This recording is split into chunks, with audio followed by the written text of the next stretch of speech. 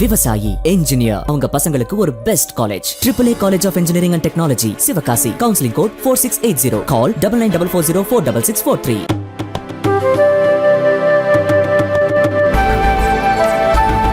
தமிழகத்தில் பாஜக வலுவான அடித்தளத்தை அமைக்கப் போவதாக மத்திய உள்துறை அமைச்சர் அமித் ஷா தெரிவித்துள்ளார். தனியார் செய்தி நிறுவனத்திற்கு அவர் கொடுத்த பேட்டியில், மத ரீதியிலான பிரச்சாரத்தை பாஜக செய்வதில்லை, இஸ்லாமியர்களுக்கான இடஒதுக்கீட்டை எதிர்ப்பதும், ஜம்மு காஷ்மீருக்கான சிறப்பு அந்தஸ்து ரத்து செய்யப்பட்டதை குறிப்பிட்டு ஓட்டு கேட்பதும், பொது சிவில் சட்டத்தை நடைமுறைப்படுத்துவோம் என கூறுவதும் மத ரீதியிலான பிரச்சாரம் எனில் அதை தொடர்ந்து செய்வோம். தோல்வி கண்முன்னே தெரிவதால் எதிர்க்கட்சிகள் முன்கூட்டியே அழத் தொடங்கிவிட்டன.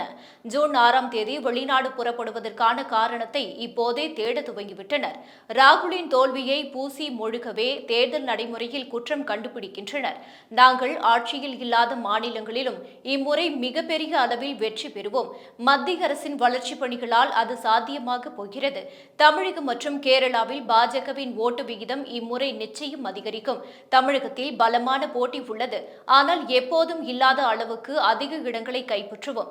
தமிழகத்தில் மிக வலுவான அடித்தளத்தை உருவாக்குவோம் என்பது உறுதி.